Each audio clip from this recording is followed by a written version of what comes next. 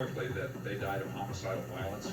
It was a murder that stunned our community. Detectives revealed the two victims were found cut and stabbed, swords found near their bodies. Two young, innocent people viciously murdered in North Spokane. The killer tried to cover his tracks by setting the home on fire. 4:30 this morning, the driver notices smoke coming from the windows of this house. Everyone was a suspect. Day 2 of the investigation. The roads still blocked. Investigators still on scene. It takes an awfully long time for them to process a scene like this. And in doing so, they found the one crucial mistake left by the killer. A bloody fingerprint on the kitchen door. Police say it was off a left pinky finger. A finger and a fingerprint that matches Justin Crenshaw. Pretty scary murder back then, absolutely devastating. Now coming up, when we come back, more than a decade later now, this family, who has already lost so much, is desperate to get just a little bit back. That's why they said, "Help us, Haley." That's next. Man and woman in Spokane that rocked our region. A conviction quickly followed, but tonight, a family's wait for prosecutors to release some precious family mementos that were taken as evidence continues. Desperate for help, they came to Help Me, Haley. We were told that early on in the investigation, like a silver lining or whatnot was that this took a serial killer, cut his career short. Justin Crenshaw was convicted in Spokane County Court of the brutal murders of Sarah Clark and Tanner Pell. Life in prison. That was his sentence, as the many loved ones of the victims left behind worked to get on with theirs. It's been, I think, 12 and a half years. More than a decade of loss, hurt, longing. We always had a special connection. When he was born, I was 7. We just grew up really close. I was the only sister with 3 brothers, him being the youngest. Chance, watch the road! The baby, the light of this family's life, who would grow up to be that for so many others too. People were always just drawn to him. He loved to cook, he loved to play music, and he loved like strangers. I mean, his love of people, I think, is what has always been so significant. You glow when you talk about him. Like when I asked you about him, it was like a light went off in your face. It makes me happy to talk about him and kind of keep his memory alive.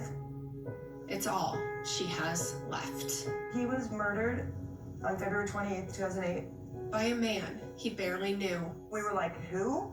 Justin Crenshaw, which I don't even like saying his name. Crenshaw had only been in Spokane a few weeks, a recovering addict from Las Vegas, looking to start over. And he just happened to get a job where my brother worked. It was here at this steakhouse. Tanner, being Tanner, was kind to him. Tanner had brought Justin over a couple times. My mom met him. Tanner invited his new coworker over again. This time, he brought Sarah. Only one person would walk out of that gathering alive. It was horrific. I think Tanner had like 12 or 14 post-mortem sad ones. Precious family mementos turned pawns to stage the scene. Our whole childhood was on the floor. And there was blood footprints all over in there. He did very like sadistic things. He lined up these candlesticks. He had taken every picture off the wall, the living room wall, dining room, kitchen, every single picture that my mom had up of all of us kids, grandkids, and he had placed them all down, almost like he didn't want people looking at him. Those photos were just some of hundreds of pieces of evidence bagged up and presented at Crenshaw's double murder trial. It could have affected his ability to premeditate. He went into this really strange defense to say that he had some like rare alcohol, or if he even had like one drink of alcohol, he goes into like these blackout rages and doesn't remember anything. We and the jury find the defendant, Justin W. Crenshaw, guilty. The jury didn't buy it, and Crenshaw was convicted. Case closed. The family was sure all of that evidence were, to them, irreplaceable ties to Tanner would surely be returned. But coming up on 13 years later, it's still in a storage locker. If they would give us a really good reason, but it's just sitting there. The guitar is the most important thing. That guitar was a gift from my dad to my mom on their 1-year wedding anniversary. So that guitar is what all 3 of my brothers learned to play guitar on. But it was Tanner who loved it most. Playing it was likely the last thing he ever did. When he died, he had his guitar on him. He had made his own guitar strap out of tying some blue bandanas together. And I saw the crime scene photos. I saw every picture. So the way that he looked right when they found him, with a 4.5-foot broadsword coming out of his chest. They know why it was taken by investigators as the case played out in the justice system. But several years later, what they just cannot fathom is why it's still there. If they could just have try to understand a glimpse into what that would mean.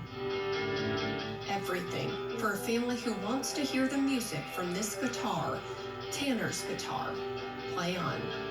Haley Gunther, KHQ, local news.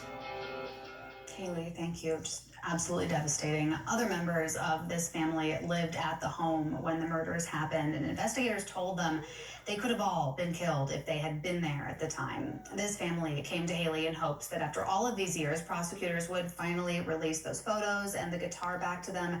As of right now, prosecutors are still reviewing their request. They say if they do deny it, it'll only be because they want to protect all of the evidence in the event that Justin Crenshaw appeals his conviction. If Haley can help you, you can reach out to her.